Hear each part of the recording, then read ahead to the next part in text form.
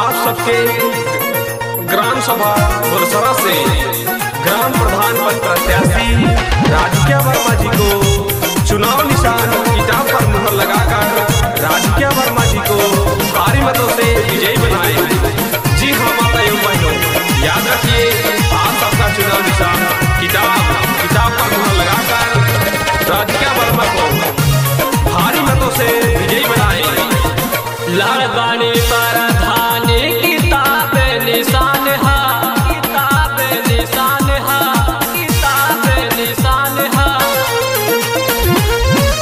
लाड़बानी प्रधान किताब निशान हा, मोहर लगैया देके प्यार। राधिका भाभी अब की बात प्रत्याशी कर्मा सबका से हुए ईमानदार। अब की बार प्रत्याशी कर्मा सबका से हुए ईमानदार। याद रखिए माता एवं बहनों, आप सबका चुनाव निशान किताब।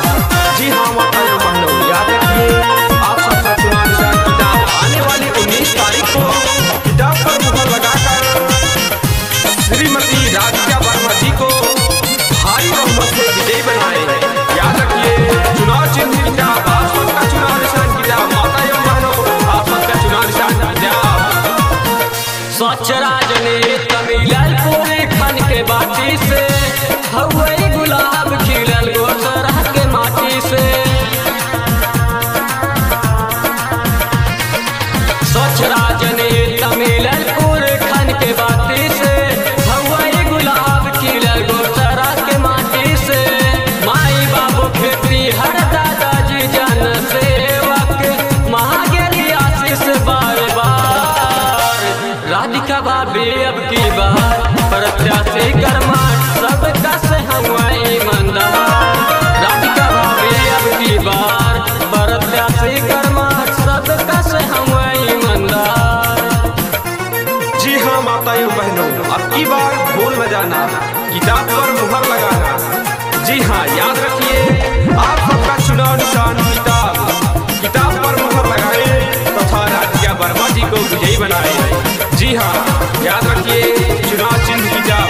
आप सबके ग्राम सभा बुरसरा से प्रधान पद के उम्मीदवार राजकिया वर्मा जी को किताब पर मुहर लगाए तथा भारी मतों से विजयी बनाए। आवेला बेला जब जब चुनावी लड़ाई के करे सब उम्मीदवारन से भलाई के।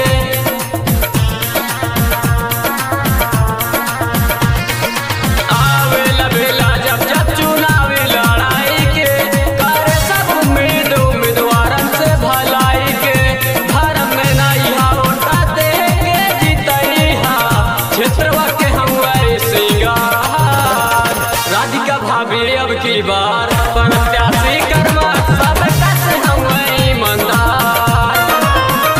राधिका भाभी अब की बार प्रत्याशी कर्मा सबका से हुए ईमानदार। याद रखिए माता एवं बहनों, आप सबका चुनाव निशान किताब। जी हाँ माता एवं बहनों, याद रखिए आप सबका चुनाव निशान किताब। आने वाली 19 तारीख को किताब पर मुहर लगाकर श्रीमती राजकिया वर्मा जी को भारी बहुमत से विजयी बनाए। याद रखिए चुनाव चिन्ह किताब, आप सबका चुनाव निशान किताब। माता एवं बहनों, आप सबका चुनाव निशान किताब। दुख सुख के साथी सच्चा शिक्षित समझदार हो, उत्तम व्यवहार मिलल सारे वरुदार हो।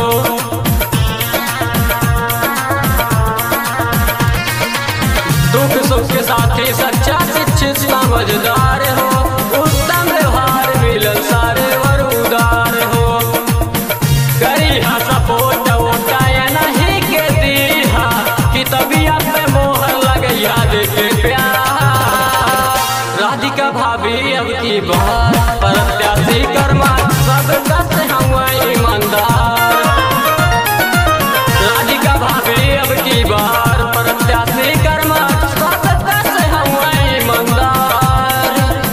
लाड़बानी प्रधान किताब निशान हा, ताप निशान हा, ताप निशान हा। लाड़बानी प्रधान किताब निशान हा, मोहर लगैया भाभी अब की बार